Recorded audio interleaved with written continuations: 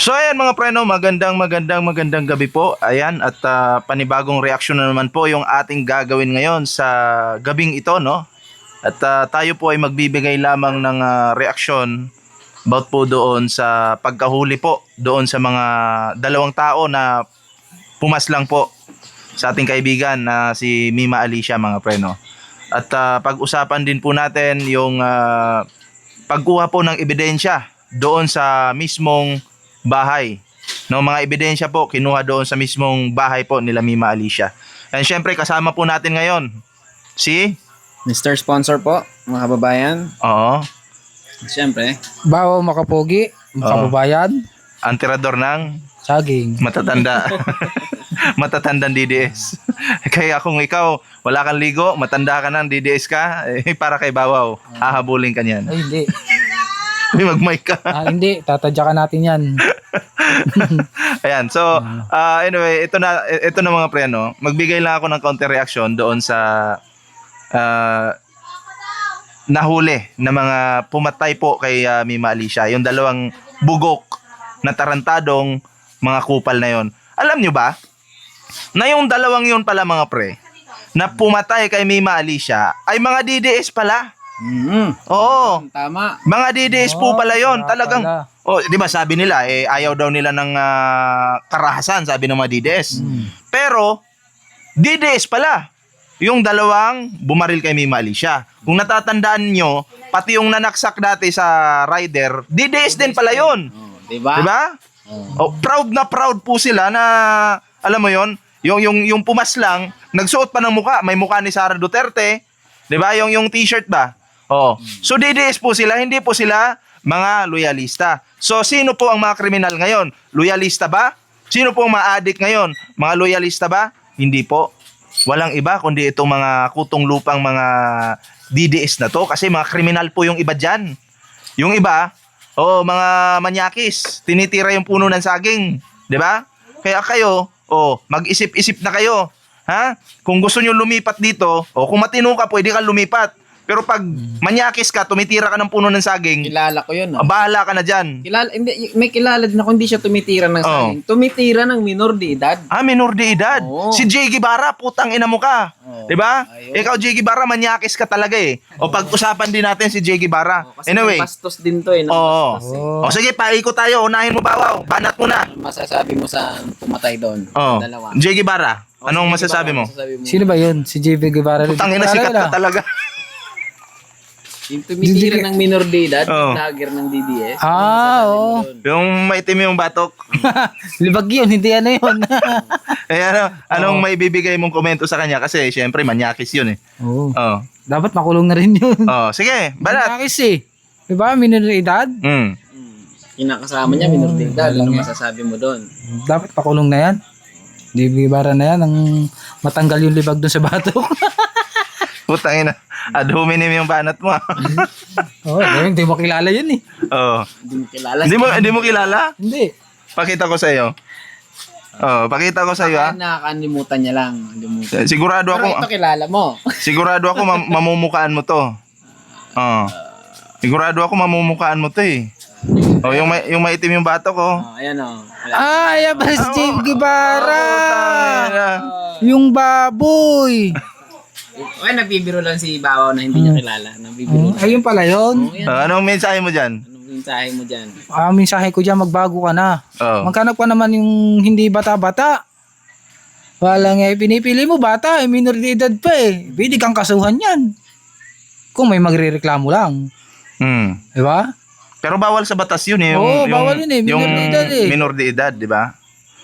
So, eto na. Isali po natin ito si Jay Guevara. Sponsor, ano naman komento mo dyan kay Jay Guevara? Ito masasabi ko. Kasi kay tuwan-tuwa siya Guevara. sa pagkamatay ni Mima Alicia eh. Ito masasabi ko lang no kay Jay Guevara no. Boy scammer.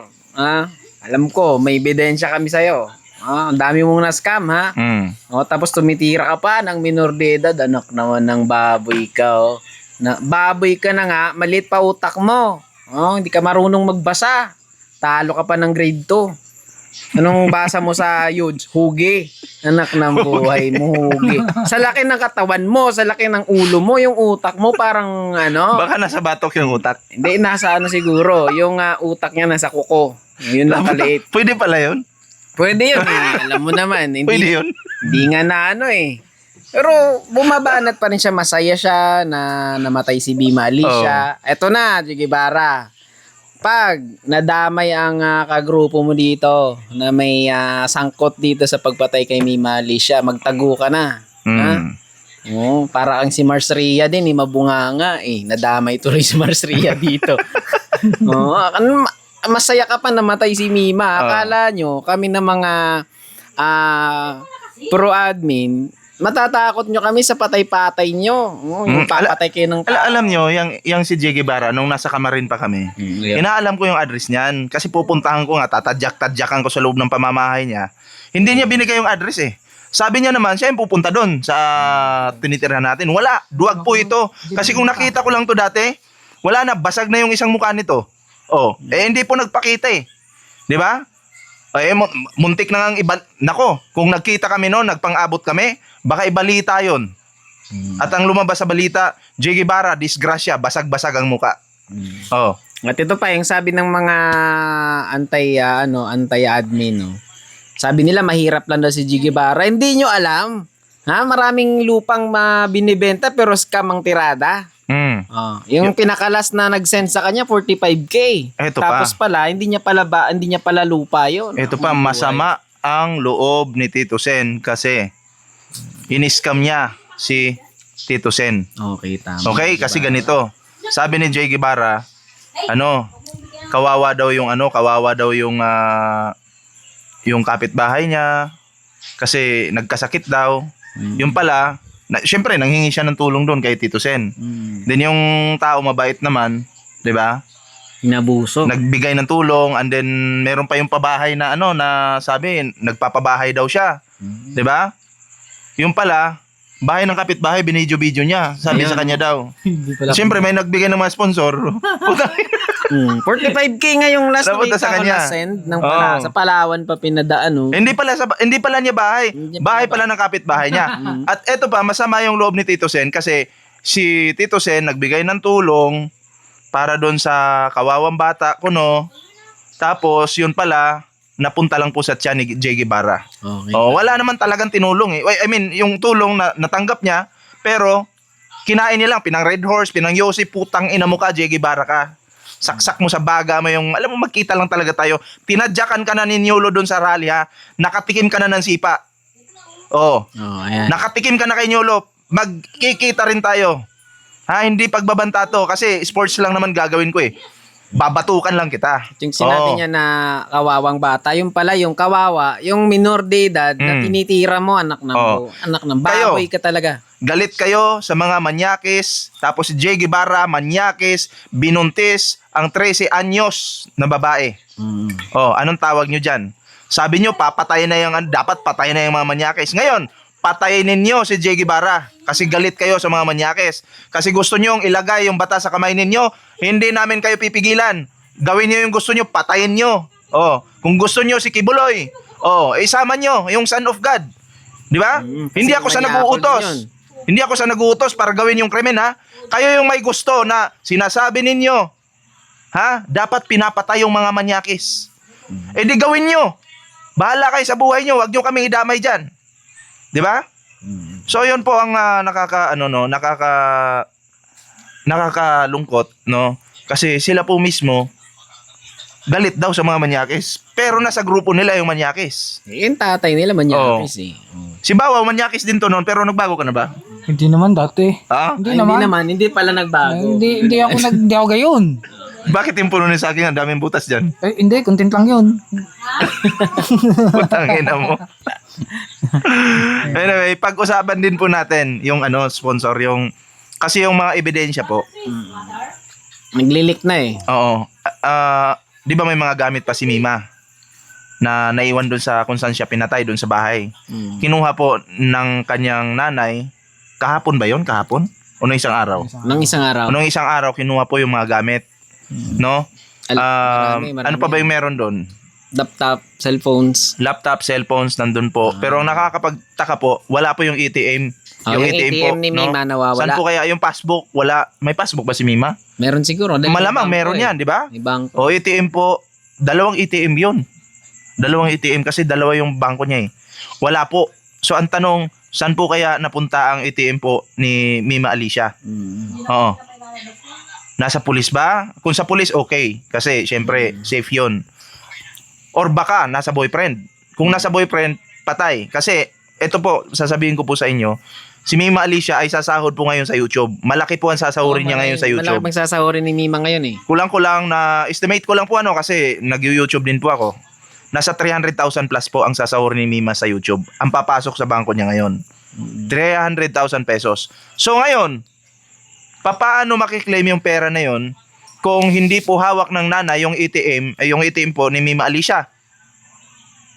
Or passbook na lang sana, no? Paano makiklaim yun? Kung sa police, okay pa kasi pag after ng investigation, ano naman po yan kumbaga ibabalik sa pamilya yan. O ngayon, eto na. Paano pag nasa boyfriend?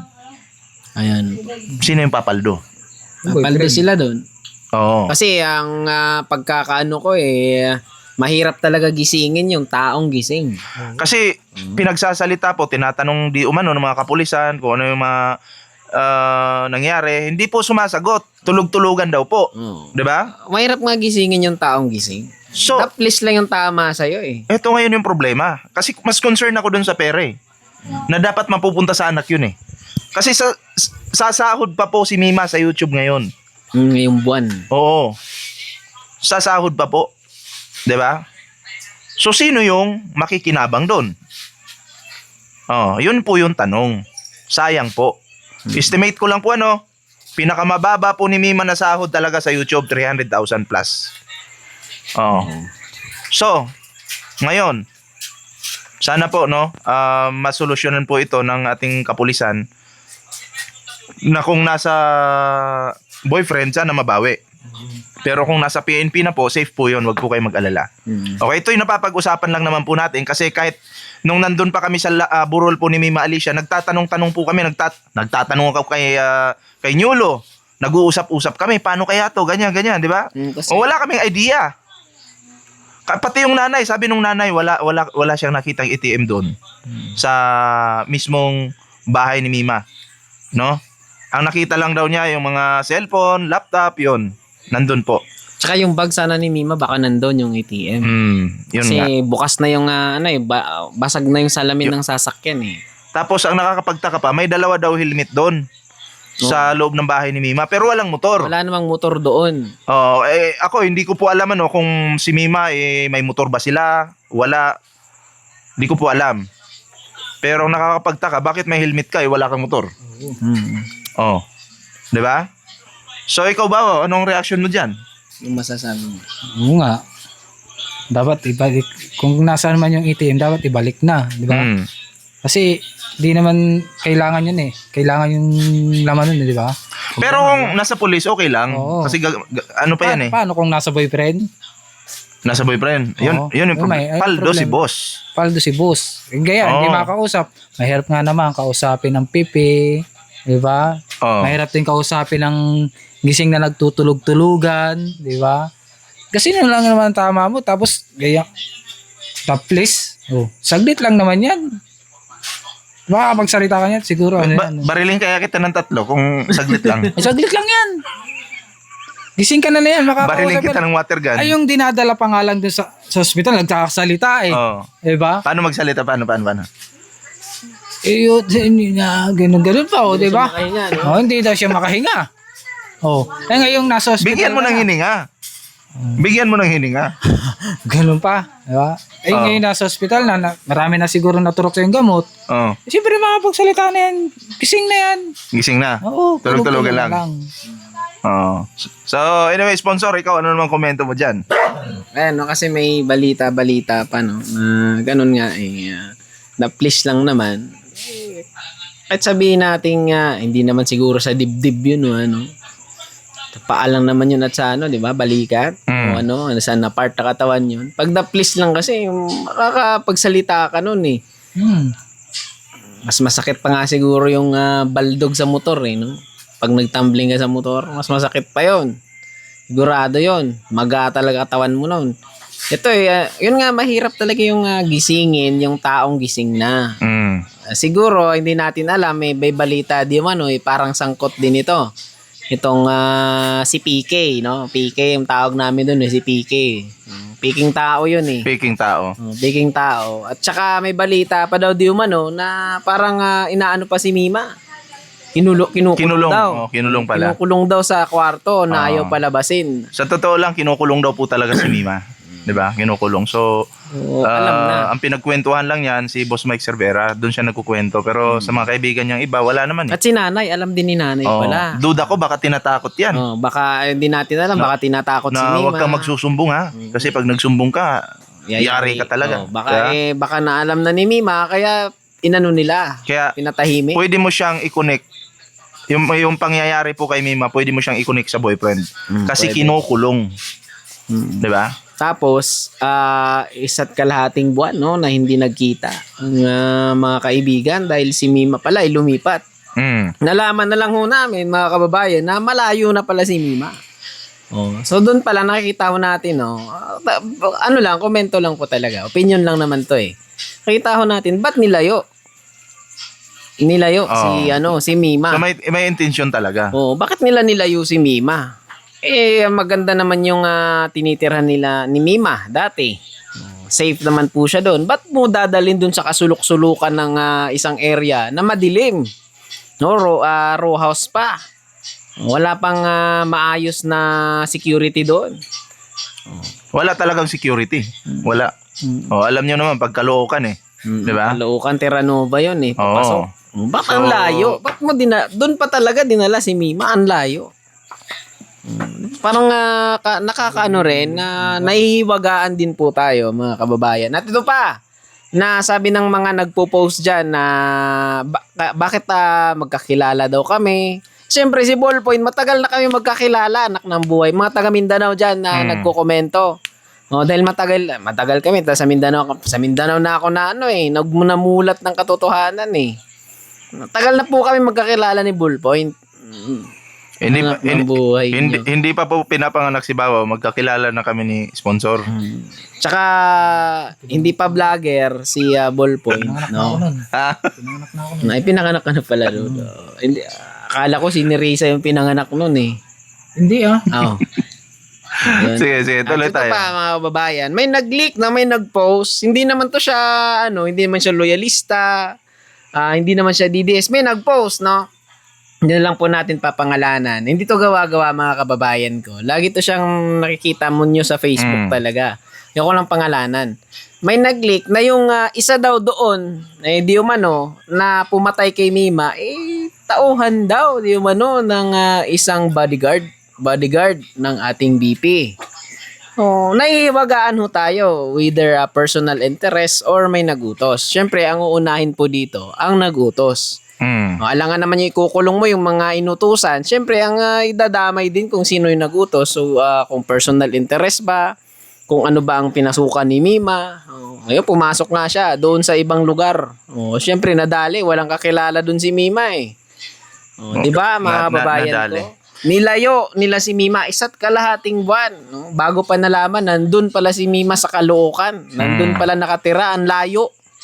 Ang layo na ho sa katotohanan. Kaya malabo talaga ang nangyari kung bakit ginanon si Mima. At ito pa, si Mima daw, may mga balita, dinilasing po daw di umano muna. Bago siya gawin ang krimen. Bagong gawin ang krimen. Kasi paglasing na yung babae pa, maliit na babae yun eh. Babae pa, nilasing nila para siguro hindi na makagalaw, hindi pa makasigaw na kung ano-ano. At saka siyempre, alamin din sana ng kapulisan, ng NBI po, no, mga sir, no, na itong boyfriend din ni Mima, kung ano ang connection sa kanya, kung bakit ganun, bakit si Mima lang yung napuruhan. Tama. So, yun. Po, no? Masasabi ko rin dyan mga pre, no? In my opinion lang at pag-analyze ko po, damay talaga sa investigasyon yung kanyang boyfriend. No? Alam mo, kupal-kupal ang pagbumukha ng boyfriend niya. Pag na-imagine ko yung mukha ng boyfriend niya, ang sarap tadyakan sa mukha. 'Di ba? Kasi nakikinabang po siya sa pera ni Mima. Sa totoo lang, Oh, mga siya po lahat. 'Di ba? Yung pang-inom nila, panggala. panggala, 'di ba? Siya po, naku, ang kapal. Alam mo, sana natuluyan ka na lang eh. Pero masama pong masama pong ipagdasal yung tao na matuluyan, no? Hindi naman Hindi na lang, tayo- wag na lang. hindi naman Cancel na tayo- lang, managot ka na lang kung may kasalanan ka. 'Di ba? At ito pa, masakit talaga sa nanay ni Mima na ayun, binabalahura pa yung patay. At sa sinasabihan pa, may mga nagpo-post na paldo si nanay, anak ng buhay. Sobra ang pagdadalamhati ng ina, tapos sasabihin nyo paldo. Ito, kung sinabi niyong paldo si nanay, maraming mga vloggers yung nagbigay ng Nagbigay. malalaking pera kay nanay. kay nanay. So deserve niyang pumaldo. Pukin ang ina niyo. Mga bobo kayo. Siguro yung nalikom ni nanay, pagpalagay nating 1 bilyon. O di paldo, wala kang magagawa kung pumaldo. 'Di ba? Bobo talaga to, inggit na naman, oh. Ito yung sabi nila na si Boss B daw. Parang may Boss B akong kilala na nag-offer kay Mima noon eh. Bus ba, wow? May Boss B din kaming ako kakilala na nag-offer kay Mima.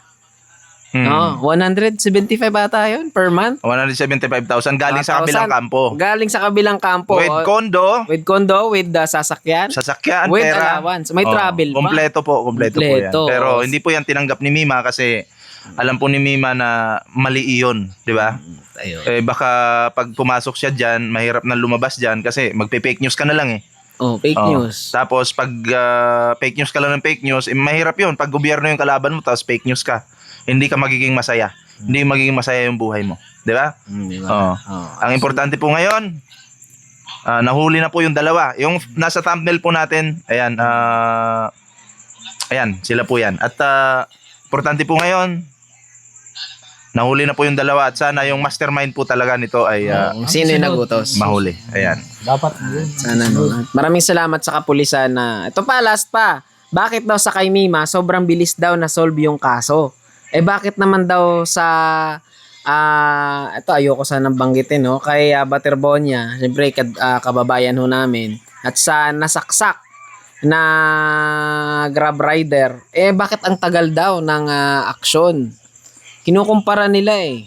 At ito pa, yung sumaksak naman sa driver, DDS naman yun. O kawawa yung bata din kasi may anak din si Mima. Parang same lang kay Mima. May anak din siyang naiwan, mga kababayan. Tama. So yun, importante po, bakit mabilis mahuli? Ito yung tanong nyo, bakit mabilis mahuli yung nakapatay kay Mima? Minalas-malas lang po yung pumatay kay Mima kasi si Mima is isang vlogger at maraming mga kilalang sikat na vlogger si Mima. At nagtulong-tulungan yung mga vlogger na yon para i-content yung issue na yan para mahuli yung pumatay. Kaya ang bilis po. Kaya next time kung papatay kayo, maghanap kayo ng yung DDS na manyakis yung patayin nyo. Wag yung vlogger kasi may paglalagyan talaga kayo. 'Di ba? Kasi pag vlogger yung inyong binira, nako, buong buhay nyo. Pagsisisihan nyo talaga na ginawa nyo yun. So, yun lang, mga pre, no? Yun lang, no? At maraming salamat. Magkakantutan pa si Bawat Banang mamaya Hindi Ayun, no? sa sugo. DDS yung titirahin nito mamaya eh. Sana hindi na makalabas Pupuitan. yung dalawang yun. Sana hindi na makalabas yung dalawang Hindi yun. na makalabas yun. Doon na yun, doon na mabulok, kakulungan. So, yun. Maraming salamat po. This is Ballpoint Man. This is Mr. Sponsor and Bawa makapogi. Ang tirador ng Sagi. mga DDS na matatanda. Sagi. Ingat. Bye-bye po.